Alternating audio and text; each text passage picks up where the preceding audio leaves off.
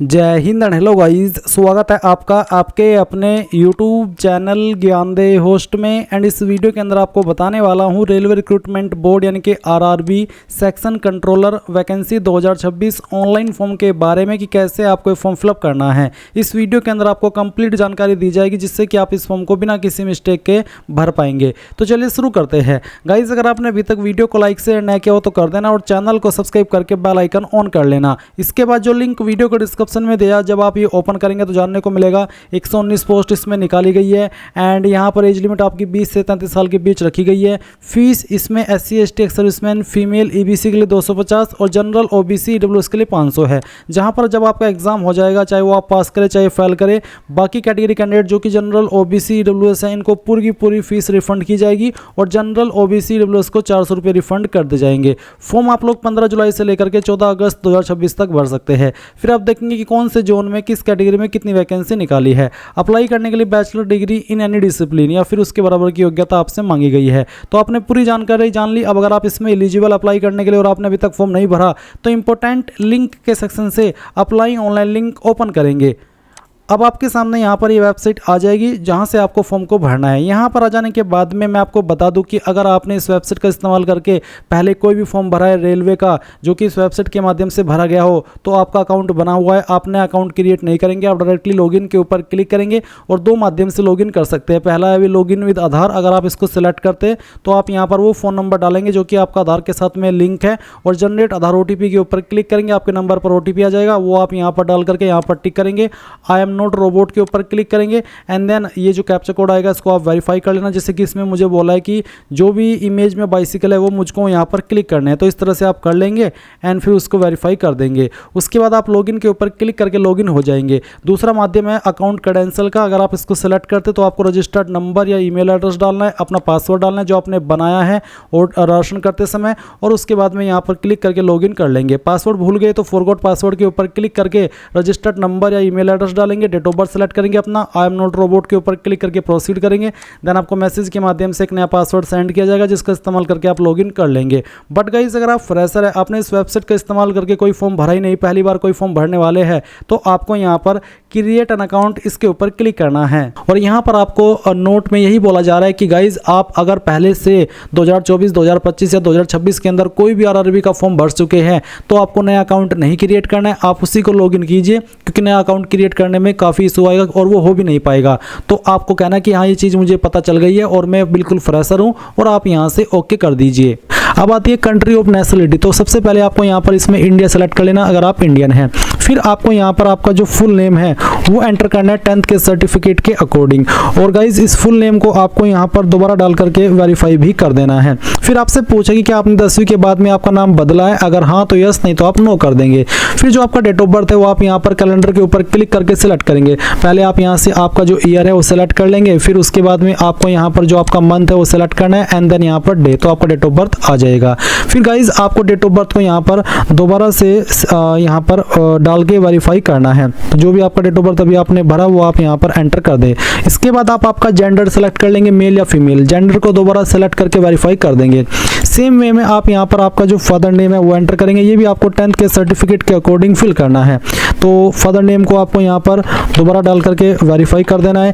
इसके बाद आप यहाँ पर आपकी माताजी का नाम एंटर करेंगे, माताजी के नाम को दोबारा डाल करके वेरीफाई कर देंगे। फिर आती कॉन्टैक्ट डिटेल।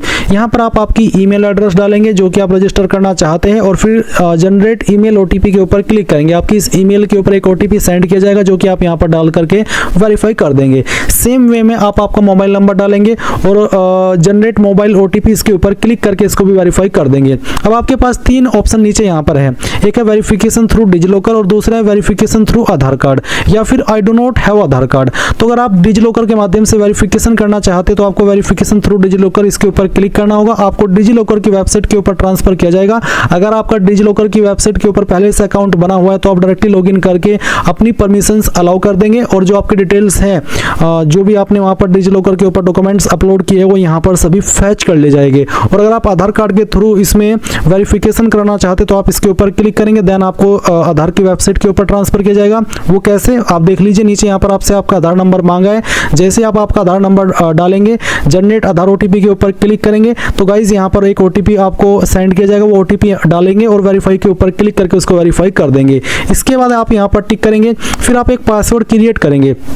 पासवर्ड आपका कैसा, उसका आप एग्जांपल देख लीजिए। पासवर्ड के अंदर इंग्लिश का कैपिटल लेटर कम से कम एक, स्मॉल लेटर कम से कम एक स्पेशल कैरेक्टर और साथ ही डिजिट, कुछ इस तरह का पासवर्ड आप बना लेंगे अपनी मर्जी से और उस पासवर्ड को दोबारा डाल करके वेरीफाई कर देंगे। फिर आप यहाँ पर आई एम नॉट रोबोट के ऊपर क्लिक करेंगे और preview and create an account इसके ऊपर क्लिक करेंगे।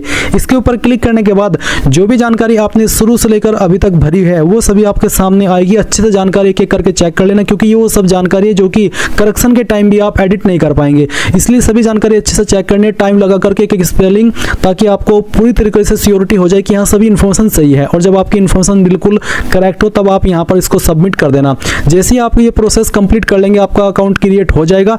अब आप यहाँ पर इस वाले इंटरफेस पर आएंगे और लॉगिन करेंगे। लॉगिन करने के लिए आपके पास यहाँ पर दो विकल्प हैं, एक है आधार वाला, अगर आपने आधार के थ्रू वेरिफिकेशन किया है तो आप यहाँ पर लॉगिन विद आधार सेलेक्ट करके आपका वो नंबर डालिए जो आधार के साथ में लिंक है और जनरेट आधार ओटीपी के ऊपर क्लिक कीजिए और जो ओटीपी आएगा वो यहाँ पर डाल करके आई एम नॉट रोबोट के ऊपर क्लिक करके लॉगिन हो जाइएगा। अगर इसमें कोई इशू आ जाता है तो आप login with RRB account credential इसके ऊपर क्लिक करना, आपका रजिस्टर्ड नंबर या ईमेल एड्रेस यहाँ पर डालना और जो पासवर्ड अभी आपने बनाया अपनी मर्जी से वो यहाँ पर डालना और फिर यहाँ पर आई एम नॉट रोबोट के ऊपर क्लिक करके लॉगिन के ऊपर क्लिक करना। इसके बाद में गाइज आपके सामने यहाँ पर ओटीपी सेंड करने का विकल्प आएगा। आपको सेलेक्ट करना होगा कि आप ओटीपी ईमेल पर चाहते हैं या फिर नंबर पर, जो भी माध्यम आप सेलेक्ट कर लेते हैं उसी के ऊपर आपको ओटीपी सेंड किया जाएगा। वो ओटीपी आप यहाँ पर डालेंगे और लॉगिन के ऊपर क्लिक कर देंगे। अब यहाँ पर आपके सामने कुछ इस तरह का इंटरफेस आ जाएगा। मैं आपको बता दूं, अगर आप इस वेबसाइट के ऊपर पहले से रजिस्टर्ड है तो गाइज आप अपनी डिटेल्स को अगर मॉडिफाई करना चाहते हैं तो आप मॉडिफाई रजिस्ट्रेशन डिटेल्स इसके ऊपर क्लिक करेंगे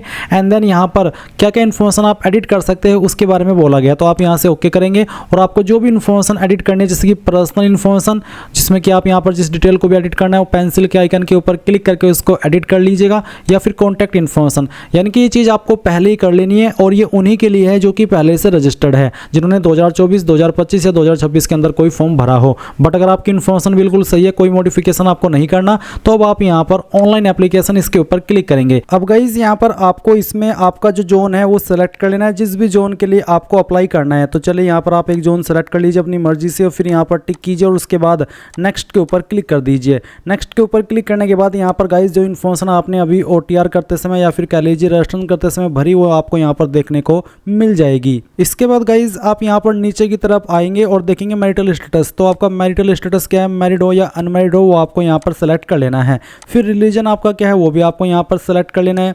उसके बाद में आपसे पूछा कि क्या आप जो फी एग्जाम्पशन मिलता है जिसमें कि बेसिकली SC ST कैंडिडेट को 400 रुपये 400 का पूरा अमाउंट रिफंड कर दिया जाता है और जो जनरल OBC होते हैं EWS होते हैं उनको 400 रुपये रिफंड होते हैं एग्जाम हो जाने के बाद में, क्या वो आप फी एग्जाम्पशन चाहते हैं तो आप यहाँ पर यस कर दीजिए। अगर आप यहाँ पर यस करेंगे तभी आपको फी एग्जाम्पशन मिलेगा। उसके बाद यहाँ पर मदर टंग यानी कि आपकी मातृभाषा कौन सी है वो आपको सेलेक्ट कर लेना है। किस लैंग्वेज में आप पेपर देना चाहते हैं वो लैंग्वेज आपको सेलेक्ट कर लेनी है।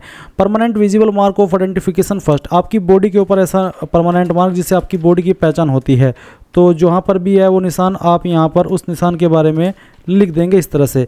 फिर यहाँ पर दूसरे मार्क के बारे में बताएंगे, अगर आपके दूसरा मार्क नहीं है तो आप यहाँ पर नो मार्क लिख देना। अगर कोई और दूसरा मार्क भी है आपकी बॉडी के ऊपर ऐसा तो आप दूसरे मार्क के बारे में लिख देना। फिर कास्ट कैटेगरी आपकी कौन सी है, जनरल हो, ST हो, OBC हो या EWS हो। अगर आप ST है तो आपके सामने इस तरह से ऑप्शन आएगा और अगर आप यहाँ पर OBC है तो भी आपके सामने ऑप्शन आएगा और यहाँ पर आप इसको एग्री कर देंगे। फिर पूछा कि आप नॉन क्रीमी लेयर से आते हैं OBC में, अगर हाँ तो आप इसको सिलेक्ट कर लेंगे और आपको बोला है कि आपका कास्ट सर्टिफिकेट 1 अप्रैल 2026 के बाद का बना होना चाहिए। I understand and I agree इसके ऊपर आप क्लिक करेंगे तो आपको यहाँ पर इसमें कुछ और जानकारी देनी है। आपके कास्ट सर्टिफिकेट में आपकी कौन सी जाति लिखी है, कास्ट लिखी है, वो आपको यहाँ पर लिख देना है। कम्युनिटी सर्टिफिकेट नंबर भी आपको दे देना है, ये भी आपको सर्टिफिकेट के ऊपर देखने को मिल जाएगा। और ये जो सर्टिफिकेट आपका है वो आपका सेंट्रल का बना होना चाहिए। उसके बाद कौन सी पोस्ट के अधिकारी ने उसको जारी किया है वो आपको सिलेक्ट कर लेना है। ये सर्टिफिकेट, ये जो यहाँ पर अथॉरिटी है ये आपको सर्टिफिकेट के ऊपर देखने को मिल जाती है, जहाँ पर नीचे की तरफ मोहर लगी हुई होती है और लिखा होता है सक्षम अधिकारी, वहीं पर लिखा होता है कि किस पोस्ट के अधिकारी ने उसको जारी किया है। फिर वही पोस्ट आपको यहाँ पर सिलेक्ट कर लेनी है। कौन सी स्टेट के द्वारा जारी हुआ है वो स्टेट आपको सिलेक्ट कर लेनी है और किस डेट में जारी हुआ है वो भी डेट आप यहाँ पर इस तरह सेलेक्ट कर लेंगे। इसके बाद यहाँ पर नीचे आएंगे और देखेंगे एक तरफ है प्रेजेंट एड्रेस और दूसरी तरफ है परमानेंट एड्रेस। तो जो भी प्रेजेंट एड्रेस है वो सिलेक्ट करेंगे, जिसमें कि पहले आपको स्टेट सेलेक्ट करनी है, फिर अपनी डिस्ट्रिक्ट जो आपका एड्रेस है वो आपको पूरा का पूरा एड्रेस वाले सेक्शन में भर देना है। आपकी नज़दीकी सिटी कौन सी है या फिर कह लीजिए कि आपका मेजर सिटी कौन सा है, मेन टाउन कौन सा है, तो मेरा सहारनपुर ही है, तो मैं यहाँ पर सहारनपुर ही डाल देता हूँ। उसके बाद पिन कोड क्या है आपका, वो आपको यहाँ पर डाल देना है। एंड गाइज अगर आपका प्रेजेंट एड्रेस और परमानेंट एड्रेस सेम है तो आप यहाँ पर इस बॉक्स को टिक कर देंगे, और अगर अलग है तो अनटिक करके अलग से इस तरफ अपना परमानेंट एड्रेस भर सकते हैं। फिर आप यहाँ पर सेव करेंगे और उसके बाद में नेक्स्ट कर देंगे। अब यहाँ पर आपके सामने अगला इंटरफेस आएगा, तो इसमें आपको कुछ और जानकारी देनी है, बेसिकली कुछ सवालों के आंसर करने हैं। जैसे कि पूछा कि क्या आप एक्स सर्विसमैन है तो यस, नहीं तो आप नो करेंगे। कि फिर क्या आप बैच मार्क डिसेबिलिटी वाले कैंडिडेट है PWBD, अगर हाँ तो यस, नहीं तो यहाँ पर भी नो करना है। कि क्या आपको लिखने में कोई इशू आता है तो आप स्क्राइब वाले ऑप्शन में यस करेंगे, अगर आप बिल्कुल ठीक ठाक है तो आप इसमें नो कर देंगे। फिर पूछे are you eligible to avail fee concession under EBC in terms of para 10.2 of the CN number 03/2026, यानी कि क्या आप फी एग्जाम्पशन के लिए एलिजिबल है अंडर EBC, अगर हाँ तो यस, नहीं तो आप यहाँ पर नो कर सकते हैं। अगर आप यस करेंगे तो फिर आपको इसके संबंध में जो इकोनॉमिकली बैकवर्ड क्लास का सर्टिफिकेट है वो आपको शो करना होगा। फिर पूछा कि क्या आप एम्प्लॉय है इंडियन रेलवेज के, अगर हाँ तो यस, नहीं तो आप यहाँ पर नो कर देंगे। फिर यहाँ पर name of the current department organization, अगर आपका कोई करंट जॉब आप कर रहे हैं जैसे कि सेंट्रल गवर्नमेंट, स्टेट गवर्नमेंट या फिर पब्लिक सेक्टर अंडरटेकिंग में, तो आप उसको बताएंगे। नहीं कर रहे तो आप नॉट एप्लीकेबल सेलेक्ट कर लेंगे। फिर जो आपको फीस रिफंड होगी वो आपके अकाउंट में होगी। अगर आपका बैंक अकाउंट नहीं है तो आप अपने फादर मदर बहन भाई दोस्त किसी का भी दे सकते हैं, इसमें सिर्फ आपको फीस रिफंड होगी। तो जिस अकाउंट के साथ में जो आधार नंबर अटैच है, लिंक है, वो आप यहाँ पर डालेंगे आधार नंबर, और फिर यहाँ पर अपना बैंक अकाउंट लिंक कर देंगे। आधार नंबर डालते ही अगर आपके आधार नंबर के साथ में बैंक अकाउंट लिंक हुआ तो ऑटोमेटिकली यहाँ पर इस तरह से फैच कर ले जाएगा। अब आप यहाँ पर इसको सेव कर देंगे और फिर यहाँ पर नेक्स्ट के ऊपर क्लिक करेंगे।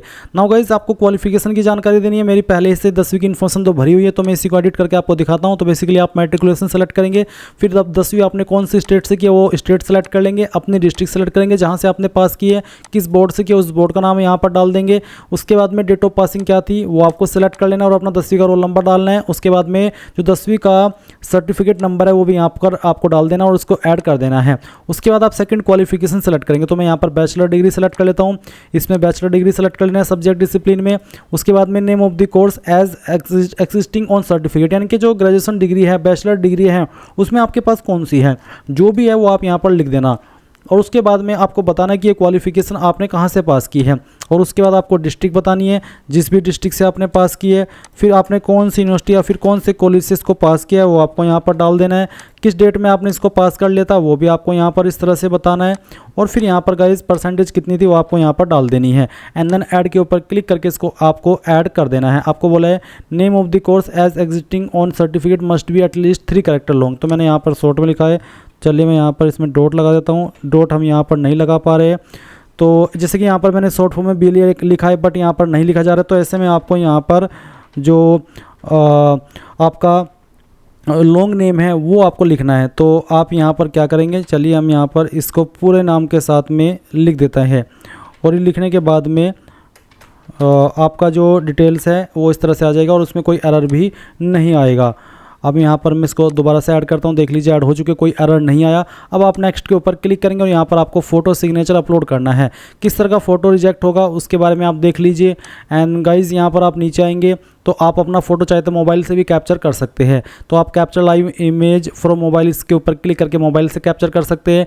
एंड अगर आपको फ़ोटो कैप्चर करने में कोई इशू आए तो आपको आपका बैकग्राउंड बिल्कुल क्लीन रखना है। अगर रंग बिरंगा होगा तो अपलोड नहीं होगा, बार बार एरर आता रहेगा। इसलिए बहुत ही चीज़ों का आपको ध्यान रखना है जब आप आपका फ़ोटो और सिग्नेचर अपलोड करें, नहीं तो इसमें बहुत ही ज़्यादा परेशानी आपको आएगी और आती भी है। तो आप यहाँ पर फ़ोटो और सिग्नेचर अपलोड कीजिए। गाइज जैसे ही आपका यहाँ पर फ़ोटो सिग्नेचर अपलोड हो जाएगा तो आपके सामने प्रेफरेंस देने का ऑप्शन आएगा, जैसे कि आप वीडियो में देख सकते हैं। एंड उसके बाद आप यहाँ पर जो आप प्रेफरेंस देना चाहते हैं जिसको जिस नंबर पर वो सिलेक्ट कर लेंगे, और जैसे ये तीनों प्रेफरेंस आप यहाँ पर दे दें, या फिर आपके सामने कम भी आ सकता है ज़्यादा भी आ सकता है। उसके बाद आप नीचे की तरफ आएंगे, यहाँ पर टिक करेंगे। उसके बाद में फिर नीचे की तरफ आपको आई एग्री कर देना है। उसके बाद आप यहाँ पर पहले इसमें वो डेट लिखेंगे जिस डेट में आप जिस जगह से आप इस फॉर्म को भर रहे हैं। माफ़ी चाहूँगा, डेट आपको नहीं लिखनी है, बल्कि आपको लिखना है किस जगह से आपने फॉर्म को भरा है। वो आपकी मेन सिटी होनी चाहिए, ना कि आपके गांव का नाम।